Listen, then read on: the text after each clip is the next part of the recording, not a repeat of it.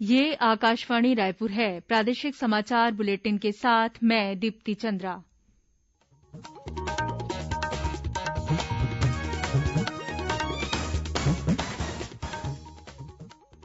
और अब पेश है आज के मुख्य समाचार। राज्य सरकार ने 3 जिलों के कलेक्टर बदलने के साथ ही कुछ वरिष्ठ आईएएस और आईपीएस अधिकारियों के प्रभार में फेरबदल किया। प्रदेश में पीपीई मॉडल से स्थापित होने वाले देश के पहले एथेनॉल संयंत्र की स्थापना के लिए किया गया एमओयू। छत्तीसगढ़ ने श्यामा प्रसाद मुखर्जी रुर्बन मिशन की डायनामिक रैंकिंग में देश में पहला स्थान हासिल किया। और एंटी करप्शन ब्यूरो की टीम ने अलग अलग जगहों पर कार्रवाई कर रिश्वत लेते 4 लोगों को रंगे हाथों गिरफ्तार किया। कोरोना महामारी के खिलाफ देश एकजुट हो रहा है। आप भी हमारे साथ सुरक्षा और बचाव के 3 आसान एहतियाती उपायों का संकल्प लें।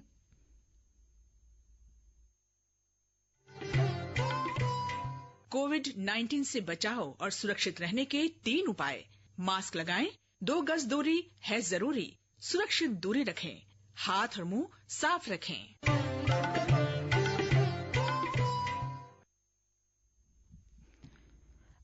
अब समाचार विस्तार से। राज्य सरकार ने आज भारतीय प्रशासनिक सेवा और भारतीय पुलिस सेवा के कुछ वरिष्ठ अधिकारियों के प्रभार में फेरबदल किया है। आज जारी आदेश के अनुसार 3 जिलों के कलेक्टर सहित 16 भारतीय प्रशासनिक सेवा के अधिकारियों का तबादला किया गया है। गौरेला पेण्ड्रा मरवाही जिले के कलेक्टर डोमन सिंह को महासमुंद का नया कलेक्टर नियुक्त किया गया है।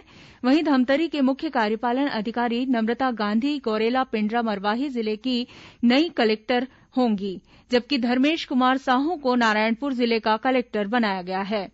राजेश कुमार टोप्पो को राजस्व मंडल बिलासपुर, नीलम नामदेव एक्का को विशेष सचिव जन शिकायत निवारण तथा कार्तिकेय गोयल को प्रबंध संचालक छत्तीसगढ़ मेडिकल सर्विसेज कॉर्पोरेशन के पद पर पदस्थ करते हुए संयुक्त सचिव लोक स्वास्थ्य और परिवार कल्याण विभाग का अतिरिक्त प्रभार सौंपा गया है। वहीं नारायणपुर के कलेक्टर अभिजीत सिंह को छत्तीसगढ़ पाठ्य पुस्तक निगम के प्रबंध संचालक के साथ स्कूल शिक्षा विभाग के उप सचिव का अतिरिक्त प्रभार दिया गया है, जबकि इफ्फत आरा को महानिरीक्षक पंजीयक एवं मुद्रांक के साथ स्वच्छ भारत मिशन ग्रामीण के मिशन संचालक का अतिरिक्त दायित्व सौंपा गया है। इसके अलावा अजीत वसंत को जिला पंचायत राजनांदगांव, हरीश एच को जिला पंचायत बिलासपुर, कुणाल दूदावात को जिला पंचायत कोरिया, मयंक चतुर्वेदी को जिला पंचायत धमतरी और रोहित व्यास को जिला पंचायत मुंगेली के मुख्य कार्यपालन अधिकारी के पद पर पदस्थ किया गया है। वहीं भारतीय पुलिस सेवा के भी कुछ वरिष्ठ अधिकारियों का आज तबादला किया गया है। बिलासपुर रेंज के पुलिस महानिरीक्षक दीपांशु काबरा छत्तीसगढ़ के नए अपर परिवहन आयुक्त होंगे, जबकि अपर परिवहन आयुक्त टीआर पैकरा को पुलिस मुख्यालय रायपुर में पदस्थ किया गया है। सरगुजा रेंज के प्रभारी पुलिस महानिरीक्षक रतनलाल डांगी को प्रभारी पुलिस महानिरीक्षक बिलासपुर रेंज और उप पुलिस महानिरीक्षक छत्तीसगढ़ सशस्त्र बल सरगुजा रेंज आरपी साय को प्रभारी पुलिस महानिरीक्षक सरगुजा रेंज अंबिकापुर में नियुक्त किया गया है। इसके अलावा कांकेर के उप पुलिस महानिरीक्षक संजीव शुक्ला को छत्तीसगढ़ राज्य पुलिस अकादमी चंदखुरी में उप संचालक के पद पर पदस्थ किया गया है, जबकि उप पुलिस महानिरीक्षक पुलिस मुख्यालय रायपुर विनीत खन्ना को कांकेर का उप पुलिस महानिरीक्षक बनाया गया है। वहीं राज्य सरकार ने राज्य प्रशासनिक सेवा के 6 अधिकारियों के भी तबादला आदेश जारी किए हैं। केंद्र सरकार ने ब्रिटेन से आने और जाने वाली उड़ानों पर लगी अस्थायी रोक आगामी 7 जनवरी तक बढ़ा दी है। नागरिक उड्डयन मंत्री हरदीप सिंह पुरी ने कहा है कि इस अवधि के बाद उड़ानें फिर शुरू होने पर कड़े नियमों का पालन किया जाएगा। इस बारे में विस्तृत जानकारी की घोषणा शीघ्र की जाएगी।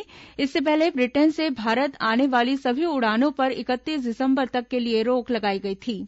केंद्रीय स्वास्थ्य सचिव ने सभी राज्यों को पत्र लिखकर कहा है कि ऐसी सभी घटनाओं पर कड़ी नजर रखी जाए जिनके सुपर स्प्रेड बनने यानी जिनसे व्यापक रूप से संक्रमण फैलने की आशंका हो।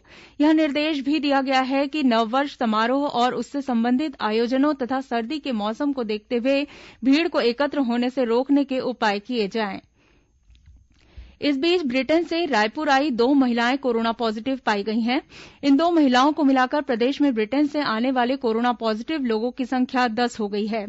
स्वास्थ्य विभाग के अनुसार 9 दिसंबर के बाद ब्रिटेन से 65 लोग छत्तीसगढ़ आए हैं, जिनमें से 53 लोगों की कोरोना जांच की गई थी, जिनमें से 10 लोग कोरोना पॉजिटिव पाए गए हैं।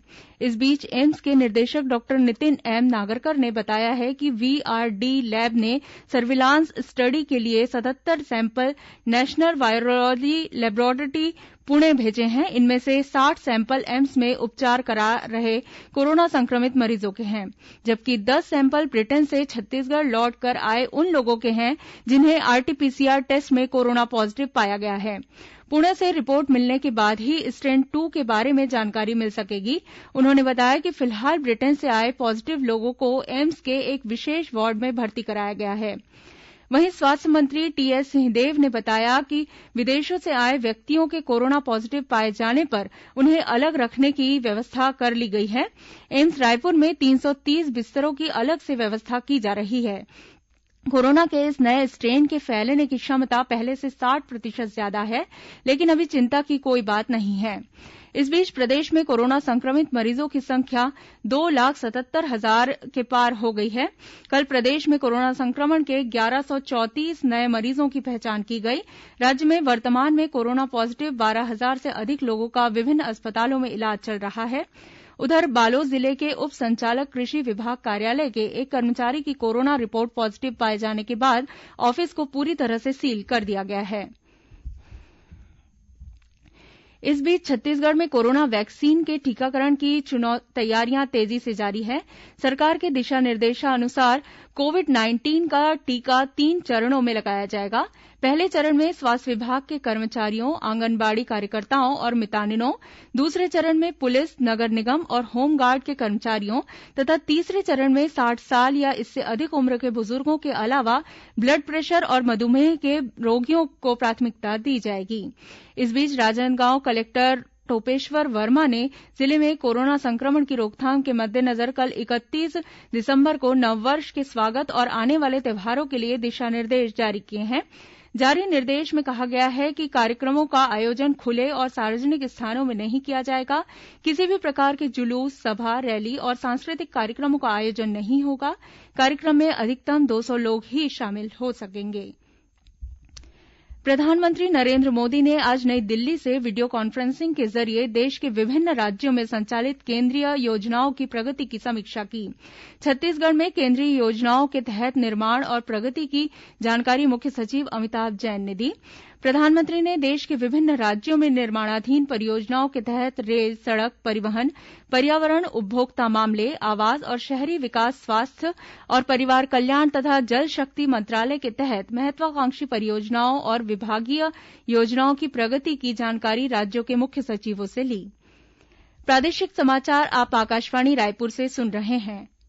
छत्तीसगढ़ की खबरों से है आपका वास्ता और खबरों की विश्वसनीयता से है हमारा वास्ता। आकाशवाणी समाचार रायपुर के प्रादेशिक समाचार बुलेटिन के साथ ही हमारे समसामयिक कार्यक्रम आप रेडियो के अलावा अपने मोबाइल पर भी सुन सकते हैं। आकाशवाणी समाचार फेसबुक, ट्विटर और यूट्यूब पर भी उपलब्ध है। हमारा Facebook page Chhattisgarh news on AIR, Twitter handle CGAIR news और हमारा यूट्यूब चैनल है छत्तीसगढ़ AIR न्यूज। तो अब रेडियो के साथ ही आपके मोबाइल के जरिए भी हम पहुंच रहे हैं आप तक। छत्तीसगढ़ की हर खबर के लिए सुनते रहिए आकाशवाणी समाचार। और अब आगे बढ़ते हैं बाकी के समाचारों की ओर। आर्थिक मामलों की मंत्रिमंडलीय समिति ने देश में पहली पीढ़ी 1G एथेनॉल का उत्पादन बढ़ाने के लिए चावल, गेहूं, जौ, मक्का, ज्वार, गन्ना और चुकंदर इत्यादि से एथेनॉल निकालने की क्षमता बढ़ाने के लिए संशोधित योजना को मंजूरी दे दी है। केंद्रीय पेट्रोलियम मंत्री धर्मेन्द्र प्रधान ने मंत्रिमंडल की बैठक के बाद इसकी जानकारी दी। उन्होंने बताया कि एथेनॉल उत्पादक नई डिस्टिलरी को 4,573 करोड़ रुपए की बजाय सहायता देने को मंजूरी दी गई है। उन्होंने बताया कि भारत को तेल की आवश्यकताओं को पूरा करने के लिए आयात पर निर्भरता में कम करने के वास्ते वर्ष 2030 तक लगभग 1,000 करोड़ लीटर एथेनॉल की जरूरत पड़ेगी। इस बीच छत्तीसगढ़ में पीपीपी मॉडल से स्थापित होने वाले देश के पहले एथेनॉल संयंत्र की स्थापना के लिए एमओयू किया गया है। मुख्यमंत्री भूपेश बघेल की उपस्थिति में उनके रायपुर स्थित निवास कार्यालय में यह एमओयू भोरमदेव सहकारी शक्कर कारखाना कवर्धा और छत्तीसगढ़ डिस्टिलरी लिमिटेड की सहायक इकाई एनकेजे बायोफ्यूल के बीच 30 वर्षों के लिए किया गया। इस मौके पर मुख्यमंत्री भूपेश बघेल ने कहा कि किसानों को समय पर गन्ना के मूल्य का भुगतान और शक्कर कारखाने की क्षमता का पूरा उपयोग सुनिश्चित करने में एथेनॉल संयंत्र की स्थापना महत्वपूर्ण साबित होगी। संयंत्र की स्थापना से रोजगार के अवसर उपलब्ध होंगे तथा क्षेत्र में आर्थिक समृद्धि का आधार मजबूत होगा। उल्लेखनीय है कि एथेनॉल संयंत्र की स्थापना पर निवेशक द्वारा 100 करोड़ रुपए से अधिक का विनिवेश किया जाएगा। संयंत्र का निर्माण 1.5 से 2 वर्ष के भीतर पूर्ण कर एथेनॉल उत्पादन करने की योजना है। वहीं राज्य में ऑटोमोबाइल, स्टील और सोलर पावर प्लांट की स्थापना के लिए भी राज्य सरकार के उद्योग विभाग और हीरा ग्रुप के बीच 4 एमओयू पर हस्ताक्षर किए गए। प्रदेश में इन दिनों समर्थन मूल्य पर धान की खरीदी जारी है। इसके तहत 29 दिसंबर तक 45,48,000 मीट्रिक टन धान की खरीदी की जा चुकी है। इस दौरान राज्य के 11,82,000 किसानों ने समर्थन मूल्य पर अपना धान बेचा है। इस बीच भारतीय जनता पार्टी के प्रदेश अध्यक्ष विष्णुदेव साय ने राज्य सरकार पर आरोप लगाया है कि वह किसानों को राहत पहुंचाने की बजाय राजनीति कर रही है। श्री साय ने कहा कि प्रदेश भर में किसान धान बेचने के लिए भटक रहे हैं। वे खरीदी केंद्रों में बारदानों के संकट और टोकन की मारामारी से परेशान हैं। इस बीच महासमुंद में राजस्व और खाद्य विभाग की टीम ने अवैध रूप से धान का भंडारण करने वाले 7 लोगों के खिलाफ कार्रवाई की है। उनके पास से 232 बोरा धान जब्त किया गया है। छत्तीसगढ़ ने श्यामा प्रसाद मुखर्जी रुर्बन मिशन की डायनामिक रैंकिंग में देश में पहला स्थान हासिल किया है। केंद्र सरकार के ग्रामीण विकास मंत्रालय द्वारा रुर्बन क्लस्टर क्षेत्र में समेकित प्रदर्शन के आधार पर की गई रैंकिंग में छत्तीसगढ़ ने उत्कृष्ट प्रदर्शन करने वाले राज्यों की सूची में एक बार फिर से पहला स्थान प्राप्त किया है। मुख्यमंत्री भूपेश बघेल ने इसे राज्य के लिए गौरवपूर्ण उपलब्धि बताया है। उन्होंने उम्मीद जताई है कि रुर्बन मिशन के क्रियान्वयन में छत्तीसगढ़ देश का मॉडल राज्य होगा। गौरतलब है कि छत्तीसगढ़ को इससे पहले रुर्बन मिशन के उत्कृष्ट क्रियान्वयन के लिए तथा बेस्ट परफॉर्मिंग स्टेट का प्रथम पुरस्कार प्राप्त हो चुका है। मुख्यमंत्री भूपेश बघेल ने आज अपने रायपुर स्थित निवास कार्यालय से वीडियो कॉन्फ्रेंसिंग के जरिए राज्य निर्वाचन आयोग के नए भवन का लोकार्पण किया। नवा रायपुर में इस भवन का निर्माण किया गया है। वहीं मुख्यमंत्री ने वीडियो कॉन्फ्रेंसिंग के जरिए नवा रायपुर में बनने वाले छत्तीसगढ़ राज्य लघु वनोपज सहकारी संघ के आवासीय परिसर का भी भूमिपूजन किया। इस मौके पर मुख्यमंत्री ने कहा कि 18 महीनों में यह कॉलोनी बनकर तैयार हो जाएगी। बीजापुर जिले में माओवादियों द्वारा लगाए गए प्रेशर बम की चपेट में आने से एक जवान घायल हो गया है। घायल जवान को प्रारंभिक उपचार के बाद राजधानी रायपुर के अस्पताल में भर्ती कराया गया है। जिले के पुलिस अधीक्षक कमल लोचन कश्यप ने घटना की पुष्टि करते हुए बताया कि आज सुबह गंगालूर थाने से डिस्ट्रिक्ट रिजर्व गार्ड डीआरजी, जिला पुलिस बल और छत्तीसगढ़ सशस्त्र बल सीएएफ की संयुक्त टीम तलाशी अभियान के निकली थी। इस दौरान बुरजी और पुसनार के बीच माओवादियों के द्वारा लगाए गए आईईडी की चपेट में आने से सीएएफ का एक जवान घायल हो गया। उधर सुकमा जिले के भेज्जी थाना क्षेत्र में खेत में सोए एक ग्रामीण की अज्ञात लोगों ने हत्या कर दी। पुलिस मामले की जांच कर रही है। इधर राजनांदगांव जिले के मानपुर थाना क्षेत्र में खड़गांव तुमड़ी कसा टांगापानी के पास माओवादियों ने एक ग्रामीण की गोली मारकर हत्या कर दी। एंटी करप्शन ब्यूरो एसीबी की टीम ने आज अलग अलग जगहों पर कार्रवाई कर रिश्वत लेते 4 लोगों को रंगे हाथों गिरफ्तार किया है। मिली जानकारी के अनुसार बलरामपुर के जनपद पंचायत सीईओ को 60,000 रूपये की रिश्वत लेते गिरफ्तार किया गया है, जबकि बलौदाबाजार भाटापारा जिले के उप अभियंता को 12,000 रूपये की रिश्वत लेते हुए पकड़ा गया। उधर सरगुजा जिले के बतौली विकासखंड कार्यालय में एंटी करप्शन ब्यूरो की टीम ने एक क्लर्क को 10,000 रूपये की रिश्वत लेते रंगे हाथों गिरफ्तार किया है। इसी तरह नारायणपुर स्थित जिला शिक्षा अधिकारी कार्यालय में एक क्लर्क को 10,000 रूपये रिश्वत लेते पकड़ा गया। चारों आरोपियों के खिलाफ अपराध पंजीबद्ध कर कार्रवाई की जा रही है। महासमुंद जिले के दूरस्थ माओवाद प्रभावित ग्राम तिलाईमाल में हमर पुलिस हमर संग कार्यक्रम का आयोजन किया गया।